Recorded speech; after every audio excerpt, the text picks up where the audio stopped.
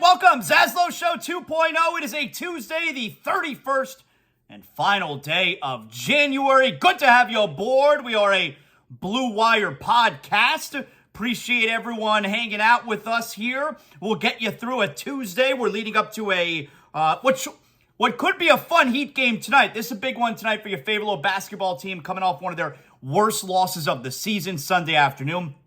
We'll get to that for sure. Your favorite little hockey team, the Panthers, they are off until next week, Monday night, when they're hosting Tampa Bay, because you got all the All-Star stuff going on here in Sunrise this weekend. Red Deer Randy Moeller, one of our absolute favorites. He's going to join us on the program today. I want to say something about Randy real quick. I like saying this every time that I have him on the program. But first, ZASLOW Show 2.0. Everything ZASLOW Show 2.0 is brought to us by our title sponsor, Anidjar and Levine, accident attorneys. If you're dealing with a personal injury, if you've been involved in an accident, let Anidjar and Levine get you right. 800-747-FREE. That's 800-747-3733. When I tell you that none of this would be possible right now if not for Anidjar and Levine's support, I couldn't be more serious. So I send you to them because I trust them.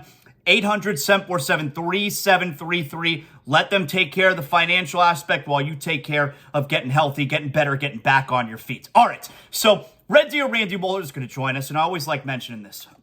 Whenever we have Randy on the program, and I haven't spoken to him in a while, it'll be fun having him on ZASLOW Show 2.0. Haven't spoken to him in a little while, but I always love talking to Randy. I've never worked with, people don't remember. I mean, I hardly remember. I used to be on the Florida Panthers broadcast. I was the studio host, the intermission, pregame, intermission, postgame host. I did 2 seasons, 2009 and 2010. I did 2 years with them before I did the Heat for 12 years. So I used to work side by side there with Randy Moeller. And I have never worked with anyone who cares more, is as passionate and dedicated to their job as Randy Moeller is. Just really one of the great dudes, cares so much about that organization, loves the Panthers. So I always love catching up with Randy, and he's always been super good to me. We'll have Red Deer Randy Moeller on the program. And I've told you, look, that Bally Sports Florida broadcast, that from a technical aspect, it stinks. But from a talent aspect, Goldie, Randy, it's a top-notch announcing team. So we'll get Red Deer on coming up in a little bit of the program. We'll talk about the All-Star festivities coming up this weekend. We'll do a little bit on the Panthers as, of course, they best win of the season, probably. Huge win for this team going into this All-Star break. So we'll get Randy on. That'll be a lot of fun. I want to start here. And a couple of things I want to hit on. So last night, I'm not fully through my stories yet. WWE Monday Night Raw last night, first Raw after the Rumble. And I'm about halfway through the show. I had stuff to do last night. My older son had training for soccer, so we were very involved in that. All right. But I'm about halfway through my stories, WWE. I'm not all caught up yet. Also, really good reaction yesterday. If you didn't hear yesterday's show, everyone seemed to enjoy Zach Harper. You hear Zach Harper on SiriusXM Mad Dog Radio, on SiriusXM NBA Radio. Those are my 2 favorite channels. The Athletic, been covering the NBA forever, and of course, Meadowlark Media's Cinephobe with Amin El-Hassan. We talked movies, we talked Heat, we talked NBA, and that got a really good reaction. So if you haven't listened to my conversation with Zach, we touched on all those things that I just mentioned there. You can go on the YouTube channel if you want, youtube.com/@ZASLOW Show, or the best thing that you could do for the show is you just go listen to the podcast, all right? Wherever you get your podcasts, iTunes, Spotify, Google, Amazon, iHeart. I can't go through them all. We'll be sitting here forever. Take up too much time, all right? Your time's precious, my time's precious. So I enjoyed talking to Zach Harper yesterday. All right, so a few things to start up this show here, and then we'll get to, I want to do a lot of NBA. I want to do a lot on the Heat here. You got the trade deadline rapidly approaching. All right, so a couple things I want to hit on here first, and I mentioned this on Twitter yesterday.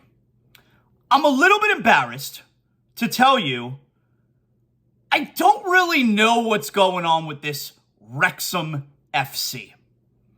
If you haven't heard, if you don't know what I'm talking about, like, welcome to the club. But Wrexham FC is a soccer club that is owned by actor Ryan Reynolds and Rob McElhenney. I think I'm saying his last name right. He's from It's Always Sunny in Philadelphia. And everybody knows where Ryan Reynolds is from. Serendipity, of course.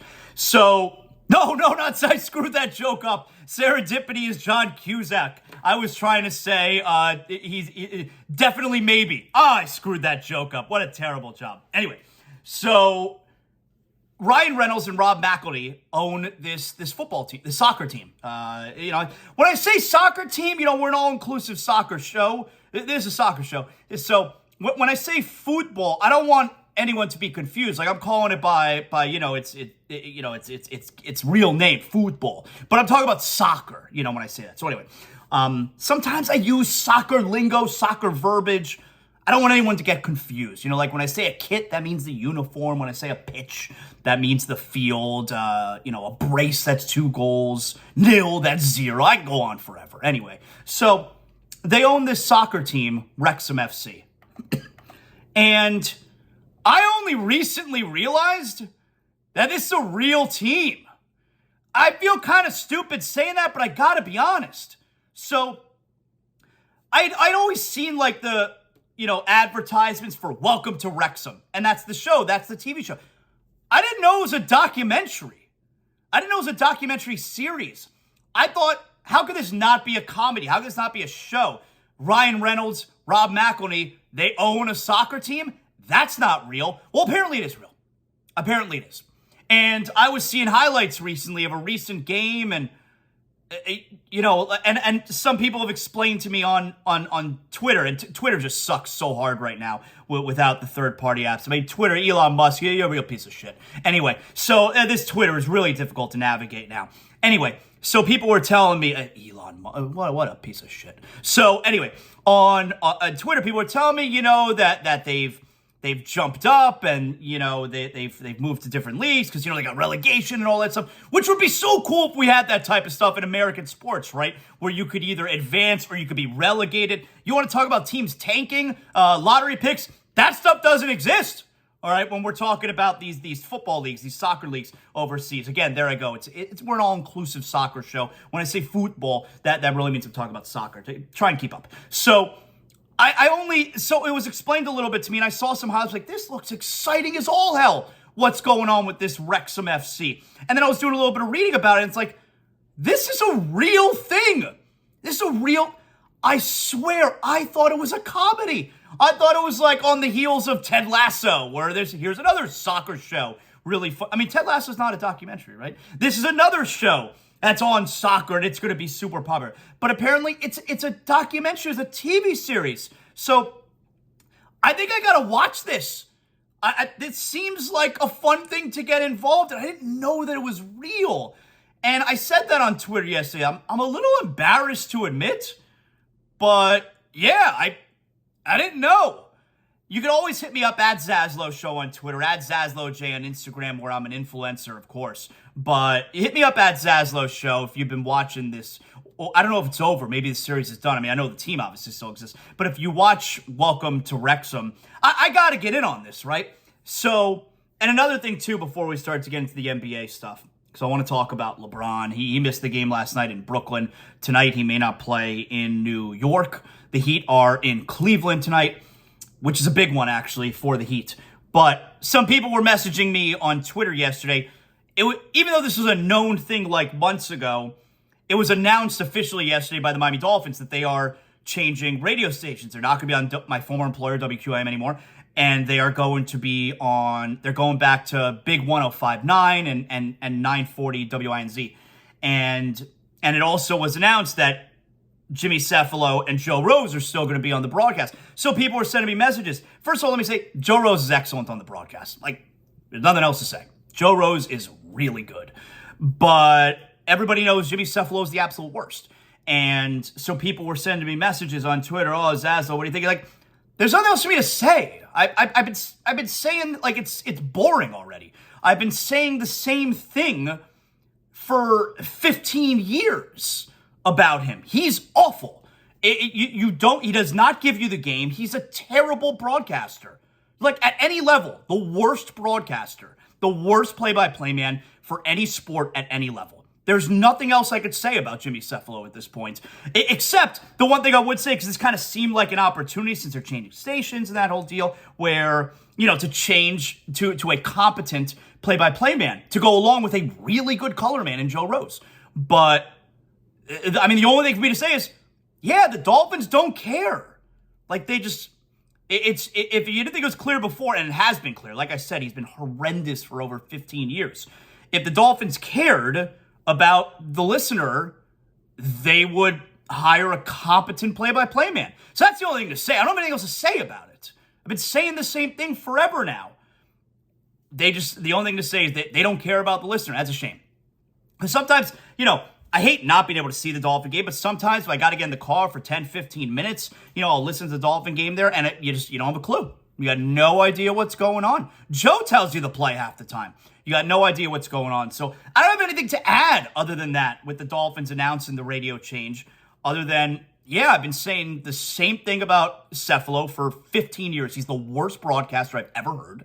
And, yeah, the Dolphins just don't care. It is what it is. All right. So we don't need to get all riled up about it. It's been the same story forever. So last night in the NBA, going into the game, and I said this, where, LeBron's behavior the other day against Boston was outrageous. It's outrageous. And he didn't play in the final seconds, and he left the bench when, before the final horn to go into the locker room. Once he didn't get the call, you got another 5 minutes, player. Let's go. Like, if these games are so important, that's why he reacted that way, right? Because the games are super important. They need every game. You got 5 more minutes, man. Let's go. And you're not, and I know a lot of people were bringing up yesterday, and this is fair. A lot of people were bringing up yesterday, LeBron, not only does this happen all the time, but Game 2, 2012 NBA Finals. LeBron, the Heat, LeBron fouled Kevin Durant with seconds remaining in the game. It would have sent Kevin Durant to the free throw line. Instead, it was a no call. Battier gets the rebound. Heat win Game 2, tie the series at a game apiece. You got to be fair. And everybody knew at the time the Heat got away with one there. And a lot of people, my guy Justin Termy on SiriusXM NBA Radio, he brought it up. Rightfully so. I mean, LeBron, Saturday was a game in January. 2012 NBA Finals, Game 2. Last play of the game.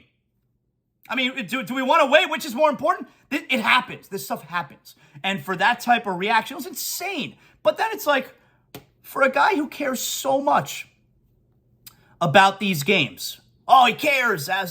For a guy who cares that much about the games, he was ruled out 36 hours ahead of the next game. Sunday afternoon, he was ruled out of Monday night's game at Brooklyn. Maybe he cares so much. What if he wakes up on Monday and he feels good? His ankle isn't sore anymore. I mean, you see a lineup that the Lakers put out there yesterday? LeBron resting, Anthony Davis resting. And predictably, they lost at the Nets. Now, they were ahead in the third quarter. The Nets, Kyrie Irving, they pulled away. They won by like 17. For a team that needs the games, we're doing a whole lot of resting. And I saw this floating around there. Apparently, there's like 3 or 4 games this year where like the Lakers feel like they got jobbed, right, by the referees. And if you give them those 3 or 4 games, they would move up from 13th to 4th because the Western Conference is log jammed. If the Lakers didn't get screwed those 3 games, they'd be in 4th place. Hold on a second. So the only team we get to do that for is the Lakers? The only team where we get to say if they didn't get the short end of the stick from this call, or if this didn't happen in this game, they'd be able to move up in the standings. The Lakers are the only team we get to do that for. What about the teams they're chasing? What about the teams right now that are 3rd, 4th, 5th in the Western Conference? Can we give them back the games that they did not benefit from a call? Because if we do it for everybody, I'm pretty sure the standings would look virtually the same. Why are we only doing that for the Lakers? Only the Lakers get back the games where they may have gotten jobbed by the officials. Hell, remember it was earlier this year where Tyler Hero hits the game-winning shot against Sacramento, a 3-pointer late in the game. Totally traveled, remember? And Mike Brown after the game coached the Kings. And this is on the heels of like a couple games before that where they feel like they got jobbed by the officials late as well. It's like, is it because we're the Kings? Because we're Sacramento Kings? Number one, probably is. But you remember Mike Brown was complaining about that. Why don't we give the Kings back those 2 games? One of those games came against the Heat. Can we give the Kings those 2 games? So let's give the Lakers back the 3 or 4 games where they feel they got jobbed. Can we give the Kings back their games?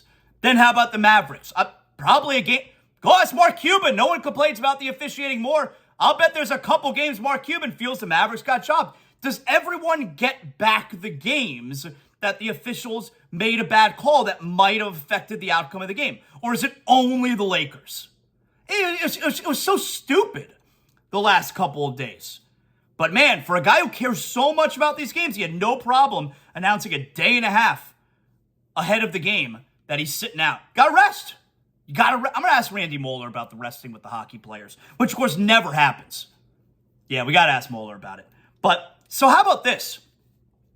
LeBron is 116 points behind Kareem Abdul-Jabbar for the record. He's going to pass it in the next few games.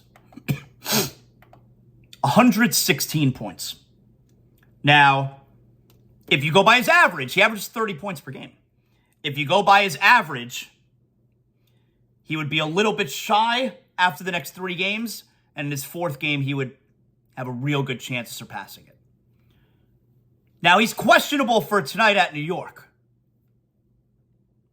At New York, at Indiana, at New Orleans, Oklahoma City. Those are the next 4 games. He's on pace, unless he throws in some monster games in these next 3. He's on pace to do it at home against Oklahoma City. He'd probably like to do it at home. Probably like to do it in LA. But here's the thing. Is it possible, and Zach Harper brought this up yesterday on the show, is it possible that he's manipulating the schedule a little bit to kind of pick where he's going to break the record?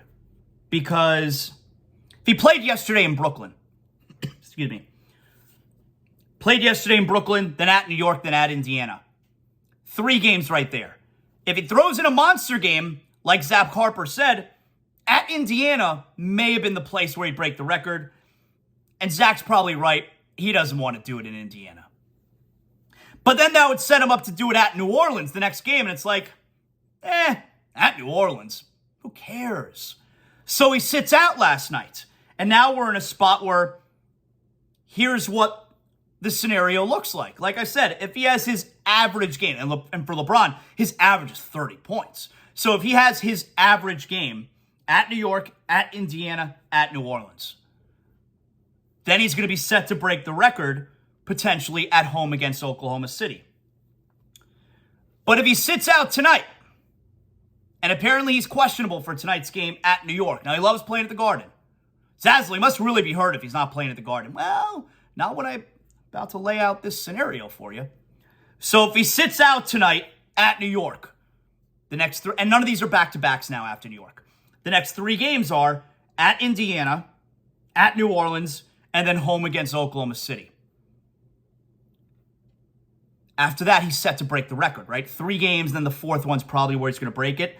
The next 2 games after that Oklahoma City game, home against Milwaukee, at Golden State. If LeBron played last night, he's in a spot where he could break the record at New Orleans. Who cares? And if not at New Orleans, home against Oklahoma City. It's home, so that's good. But by missing last night, and potentially missing tonight, he puts himself in a spot where it's pretty likely he's breaking the record at home against Milwaukee or at Golden State. I mean, I don't normally jump into the conspiracy theory realm, but how could you not consider that? Breaking it at home against Milwaukee, number one, you're doing it against Giannis, the Bucks, but most importantly, whose old team was the Bucks? Kareem. Yeah, Kareem. And besides that, Kareem obviously is a Laker legend. Doing it against Kareem's old team is an interesting storyline. But also, how about Kareem and LeBron don't like each other?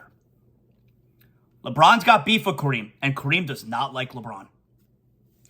Kareem doesn't really like what LeBron stands for, which is what I've been shouting for the last couple of years. And you don't really, and LeBron doesn't like it because Kareem's critical of him, as kind of should be. You don't think LeBron is trying to manipulate the schedule a little bit, eyeing down breaking that record at home against Kareem's old team? Come on.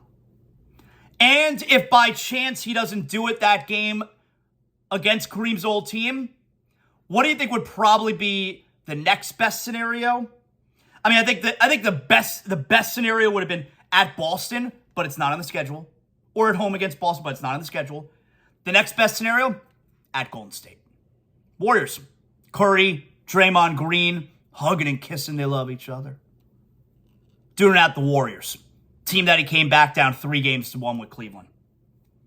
So, you don't think LeBron, for a guy who cares so much about these games, you don't think it's possible he's manipulating the schedule a bit here to get that home game against Milwaukee or at Golden State as the record breaker? Come on, wake up.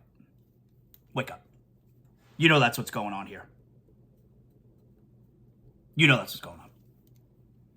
The Heat tonight are in Cleveland. Jimmy Butler is questionable. This is a big game for the Heat, all right? So the Heat find themselves right now, they're 2 games back of number 5 Cleveland. Jimmy's questionable. Otherwise, everyone else is good to go. Omer Yurtseven's back to full contact. Now, he's not with the team, so I guess he's not practicing with them right now. He's not with the team. Maybe he'll fly there. I don't know. But he's been cleared for full contact. That's fun. That's kind of like adding a player who could, at the deadline for nothing, who could make an impact. Now, I don't feel good about the Heat tonight.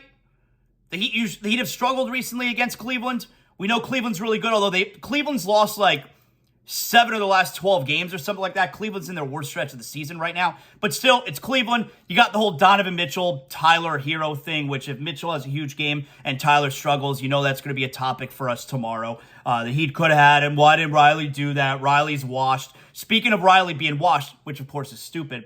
So, Kyle Lowry. I mean, speaking of Riley being washed, when you say washed, Kyle Lowry's who you think of. So washed. Dude stinks. So this is one of those reports. This guy is called Matt Moore of Action Network. Guard Kyle Lowry is drawing trade interest despite the fact the Heat seem to be saying he's off limits, per Matt Moore of Action Network, not to be confused with Matt Moore, formerly of the Miami Dolphins. Quote, some recent reporting out of Miami has suggested that Lowry is not available, but teams continue to call to gauge whether that remains true, as the Heat struggle to generate anything resembling a functional playoff-level offense. And Timberwolves and Clippers are among the rival teams linked to Lowry as well. All right, like I asked Zach Harper there yesterday, I don't know which one is less believable, that teams are calling about Lowry or that the Heat are shunning those calls. I think it's less believable that teams are calling about Lowry. I think there's no way that if an opportunity presents itself for the Heat to move off of Kyle Lowry, that they don't jump at that immediately. So I don't buy this report, if you will. I don't buy this, but obviously something to keep an eye on over the next, we're talking deadlines in like less than 2 weeks. So something to keep an eye on there, but I don't buy it. I don't buy that there's any kind of market out there for Kyle Lowry. I do think they're going to move Duncan. I think the Heat are going to make a move, and I think they're going to move Duncan Robinson. I think they're going to be able to. I think you'll see. I think you'll be pleasantly surprised. I think they're going to be able to move off of Duncan Robinson before the trade deadline. I think they're going to get something, I don't know, big. I think they're going to get something significant done. Now, as far as the Dolphins go, Vic Fangio has not signed, apparently, as the Dolphins' defensive coordinator. I know this is a whole big to-do. I can't get all wrapped up in the Vic Fangio stuff. For me, it's just not interesting enough. But the place where, you got to have healthy players. You got to have good players. You got to have healthy players. And I'm not saying that Vic Fangio wouldn't matter, but it's like, all right. All right. This is, this is what makes or breaks the Dolphins next year? Is Vic Fangio? I freaking hope not. But I think this is one of those situations where there's smoke, there's fire. If he, in fact, has not yet signed, he's agreed, but not signed a deal, and you keep getting these rumors out that, other jobs may be opening up, that he's more interested than the Dolphins, and that's why he has yet to actually put pen to paper, although maybe by the time you're listening to this, it's a moot point. I don't know. I think this is one of those situations where there's smoke, there's fire. I would be seriously questioning whether or not the Dolphins are actually landing this guy as their new defensive coordinator. That's obviously something to continue to keep an eye on. Something else you got to make sure you keep an eye on is where you're going to watch the Super Bowl. What if I told you Briny Irish Pub, Pompano Beach, has amazing food, all kinds of beers, craft beers on tap, parking is free as long as you park behind the Briny. They will validate your tag. You got live music every day, and you got happy hour Monday through Friday, the Briny hour from 4 to 7 p.m. Plus, if you walk around the Briny, you see all the pictures on the wall. You're going to see this, put them right here. You're going to see your boy, two-time championship broadcaster. My picture's on the wall right there. That's right. Briny Irish Pub, Pompano Beach. That is my spot. Obviously, I was there this past weekend watching the NFC Championship game. If you're looking for a place to watch any of the games, especially the Super Bowl, or if you just want some good food, good drinks, and some live music, Briny Irish Pub, Pompano Beach, the world's greatest upscale dive bar. You take Atlantic Boulevard all the way to the Atlantic, but don't park in the Atlantic. Like I said, you park behind the Briny. They will validate your tag. Free parking. Briny Irish Pub, Pompano Beach. That's my spot.